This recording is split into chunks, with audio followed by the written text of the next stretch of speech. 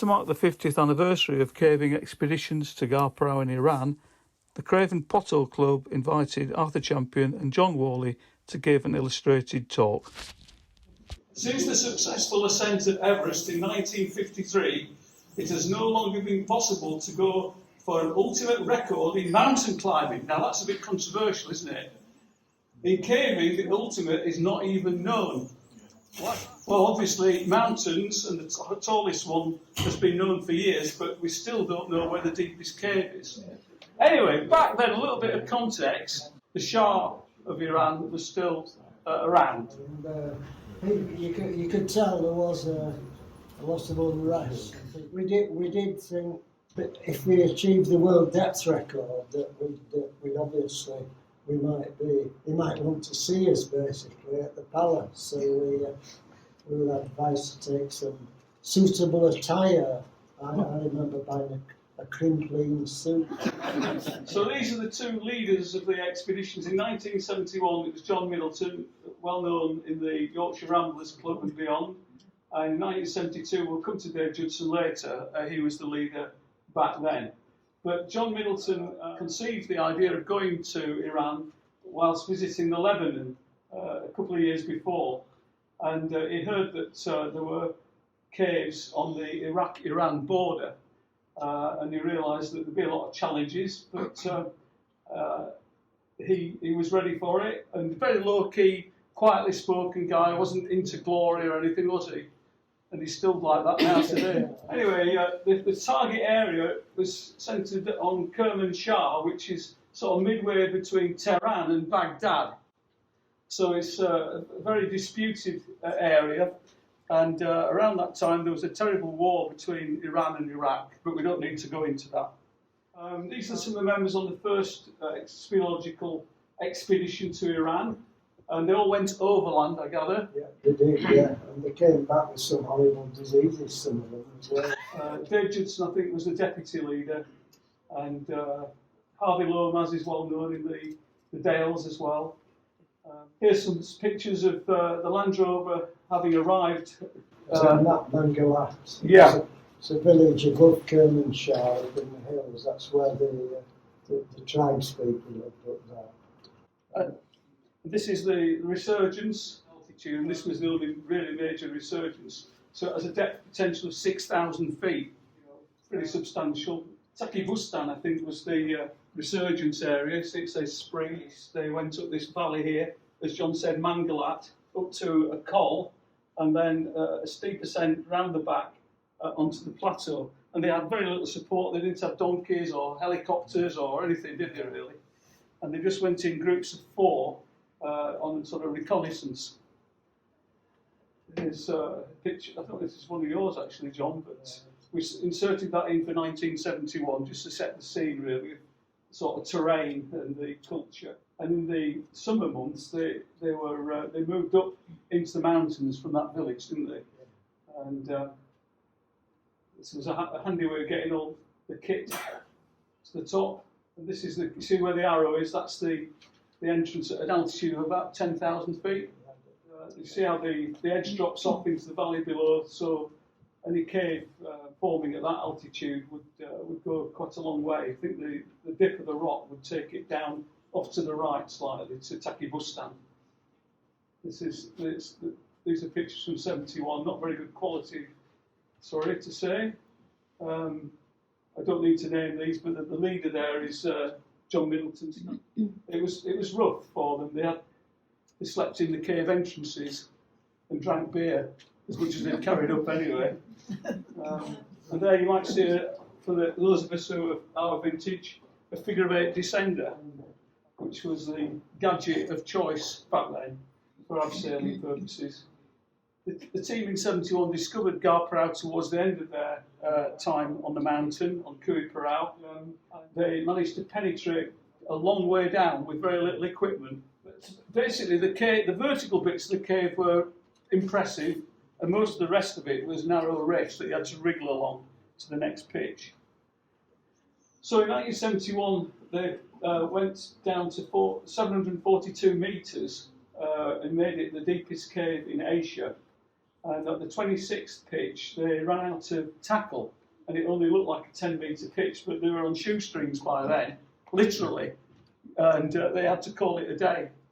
I'm just going to get you I think that's still left a depth potential, if that's about 3,500 feet of depth potential below. So that's why there's a lot of excitement about, the next expedition. So, meanwhile, back in Yorkshire, we were doing the usual things like going to Gaping Gill. This is in the car park at Clapham. There's Dave Judson, Dave Allenat, Alan Wallbank, John Whalley. We just got on doing the things that we would do. Meanwhile, Dave Judson was plotting to take another expedition out there, but it would be a lot more razzmatazz than the first one under John Middleton. This is what Judson said at that time. In other words, Ghar Parau, situated near the top of the mountain, was sitting on top of a large anticlinal fold, and could, if this hypothesis was correct, hardly fail to go cascading away for almost a full 6,000 feet of depth to the valley floor.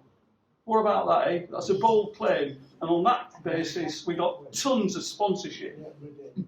Yeah. Can I just ask a question? Had they actually tested the rising with dives? No. It was just surmise that was probably where... Yeah, by expert cavers like yourself. Yeah. Tony Walton was with us, though. Yeah, well, he'd have his ideas. Black eye.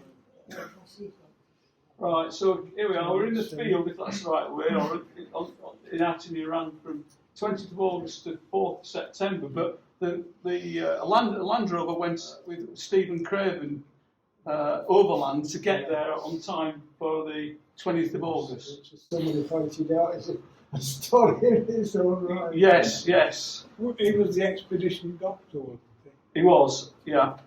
And I don't think Pete Standing was it. Yeah, until we had two doctors. Yeah. Most members of the 1971 expedition returned to Iran the following year. Dave Judson became leader and was supported by Tony Waltham as deputy leader. The majority of new cavers were from the Craven Pothole Club. And here's one of our sponsors, the National Enquirer, which is the US equivalent of News of the World. We're very proud to say, yeah. And this is one of John's pictures, and there's somebody called Howard there lurking around on the right. Oh yeah, Howard, he was a journalist.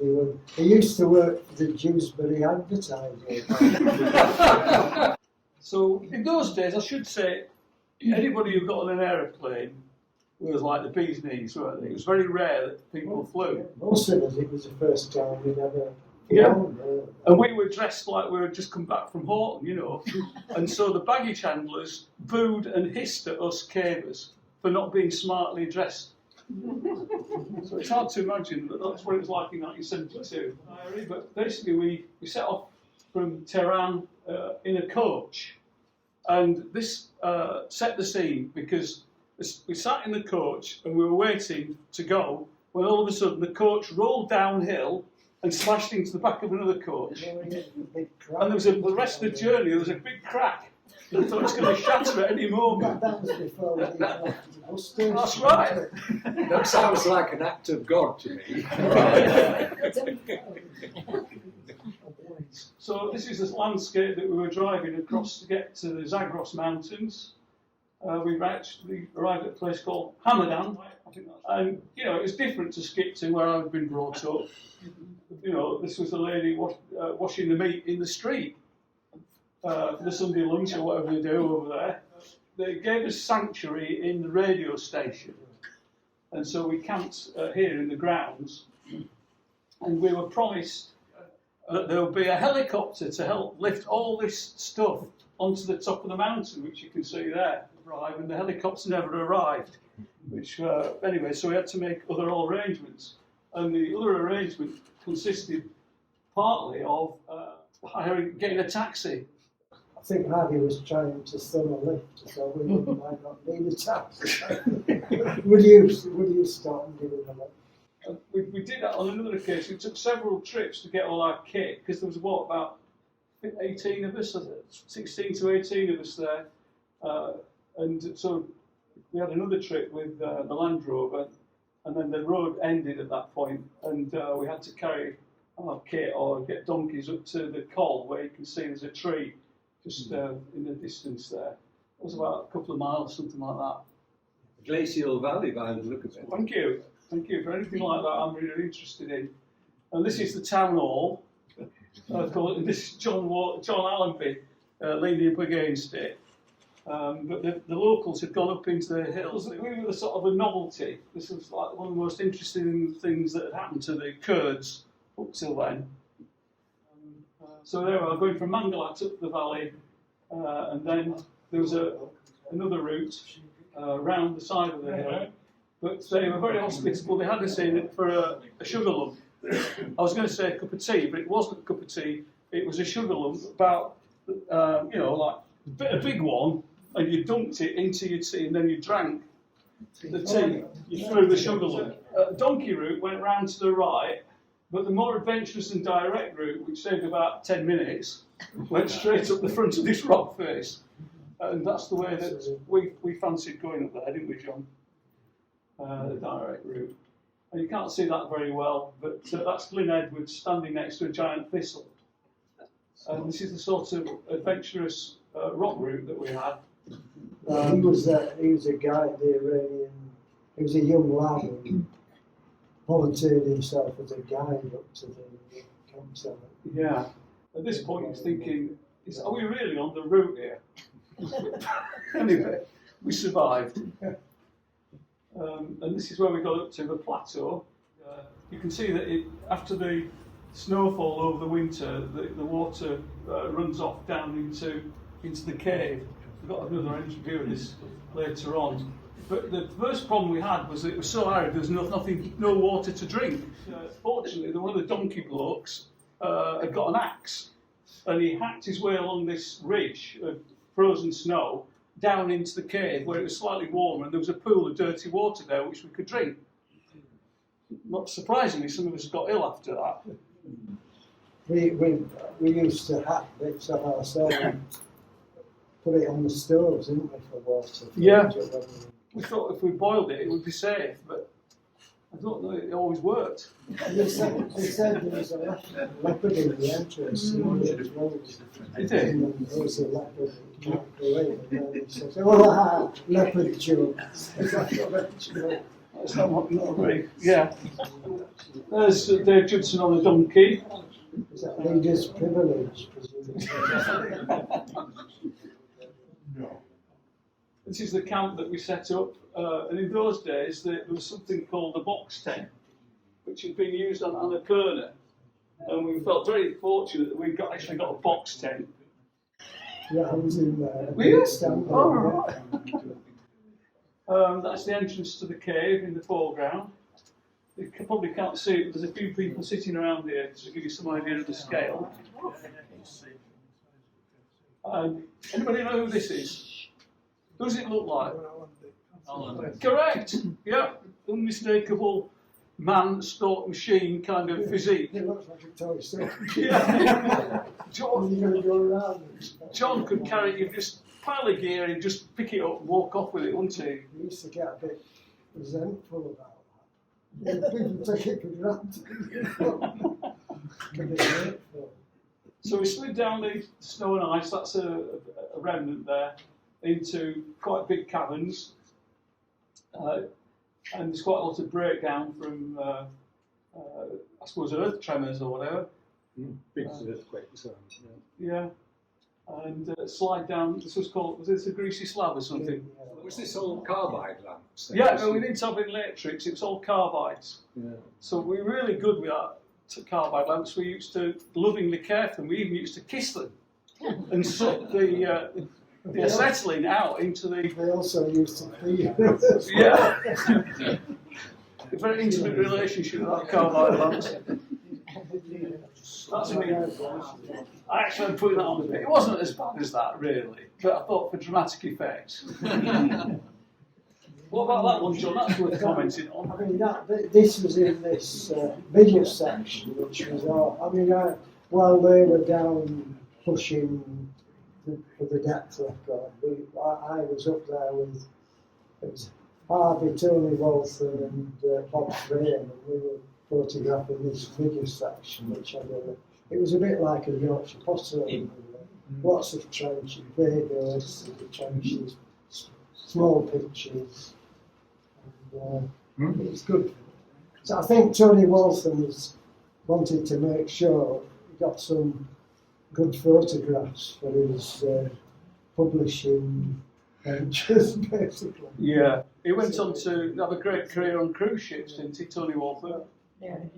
Yeah. He was a lectures, yes. Yeah, a lecturer. So that's one of the short pictures that comes down into this chamber with a formation on the right, which we decided to call Cyrus the Great, after one of the Persian kings of old. But that's a great picture, John, isn't it?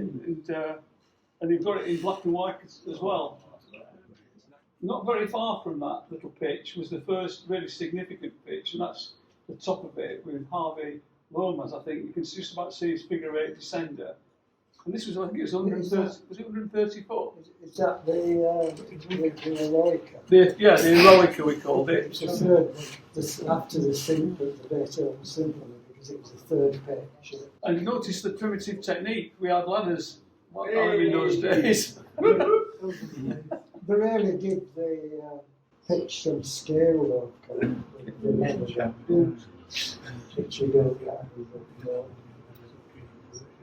Anyway, that's enough for the cave for the time being. Just a bit more setting the scene.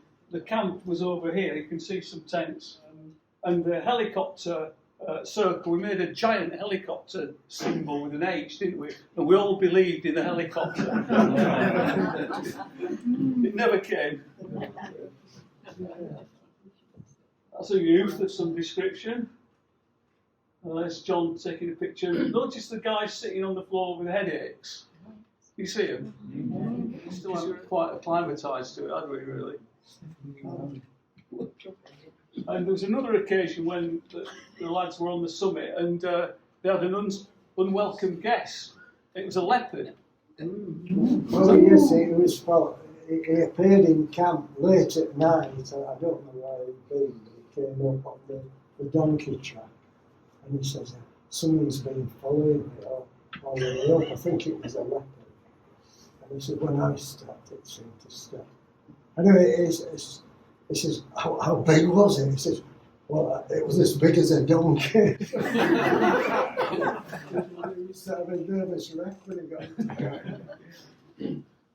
Back to the cave entrance again. And John Allenby again, heading off down into the abyss. And this is Bob Graham. Bob Graham, the Wolverhampton Caving Club. Yeah.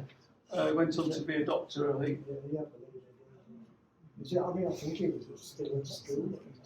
He looks like he's at school, doesn't he? Really? Yeah. But I noticed he's using a traditional steel ammo pots, which were that's the Eroica shaft. I think that's probably the best shaft. Yeah.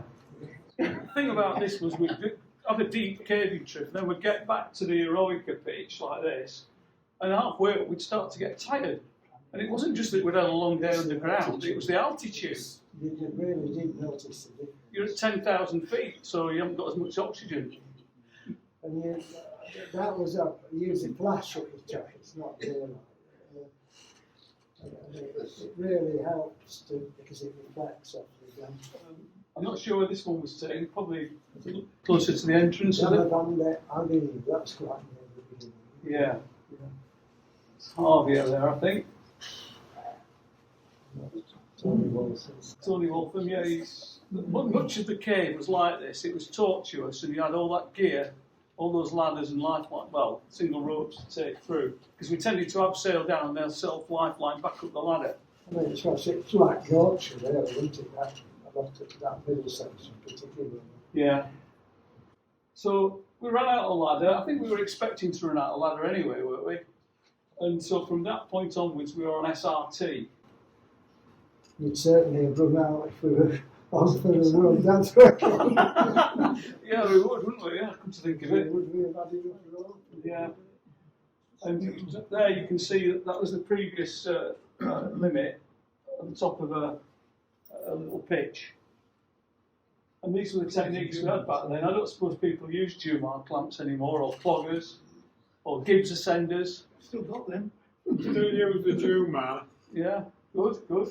But that small little device became the Crow. Yeah. Well, still had this kit 30 years later when we went to China, and we went down Ivyfeld Cavern with Kevin Gannon, and he got a Stanley knife out and he cut it all off me and left me with nothing. He said, "This stuff belongs in a black museum."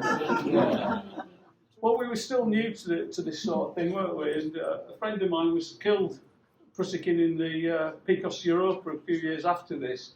So we were still practicing techniques, and here we are. I mean, we were using X-rays like climbers use, you know. We haven't worked out yet how to do things properly. Yeah, it sort of works, yeah. Just a group shot. And we had to take this one for one of our sponsors, the News of the World equivalent. Which you can spot Dave Judson, can't you? No. Like that, in the middle. Oh, yeah, is it green? Yeah, it's green. And we had Pete Lucy with us from the Bradford Pothole Club. And Pete was probably the UK's best rock climber at that time. And the view of the camp. This is one of yours as well, John. Yeah.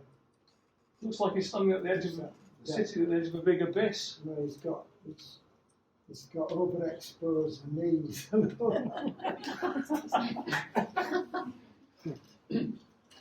One of the larger parts of the cave there.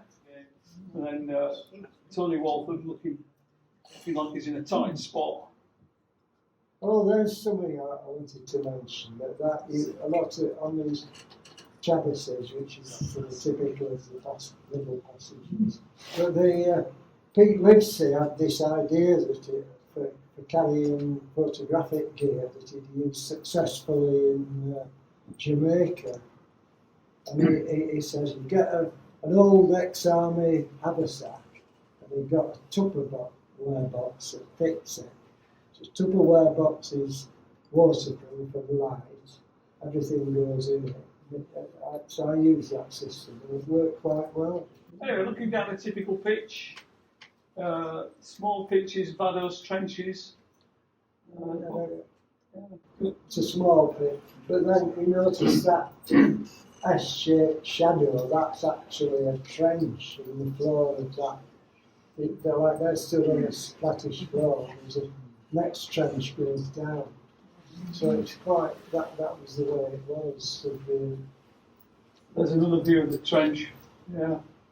That's how I do. It's quite a grotty section, really, wasn't it? That? Anyway, we bypassed two sumps.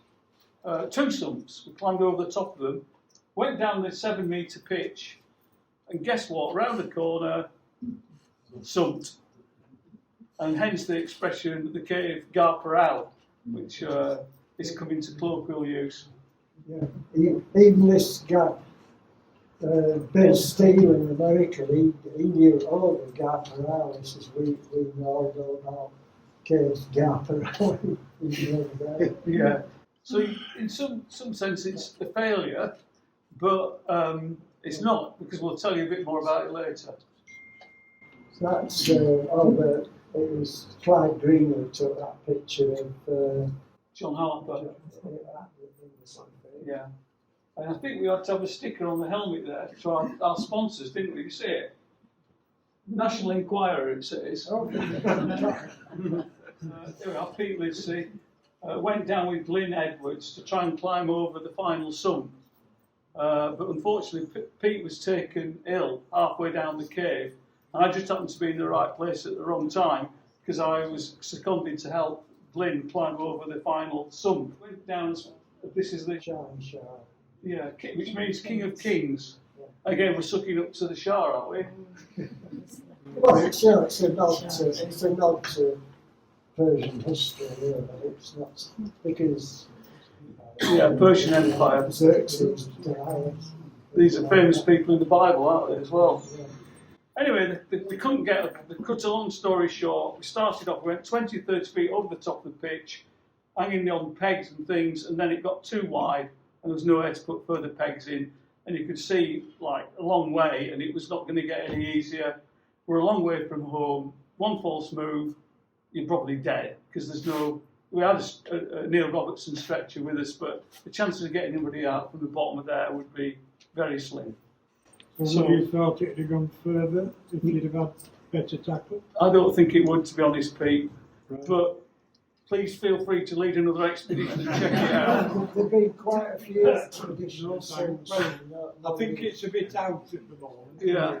Well, Poles have been, haven't they? The Iranians, no, but I don't think anything's done.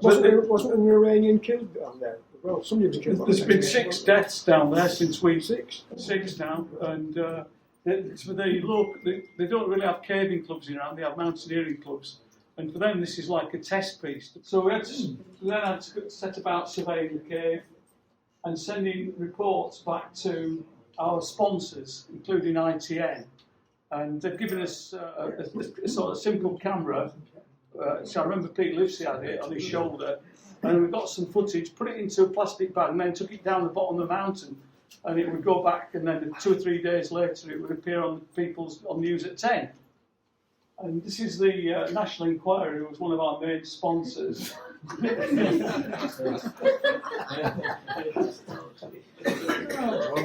Is this the issue that you were in? No, this is a more recent, but it's a bestseller in America. That's about all you can say for it. So I think we were under one ball with 2 heads. Here we are. This is what Judson was quoted as having said. I'll read it to you. The 16 men in the group, none over 30 years old, mostly unmarried, are making their descent on a single length of rope.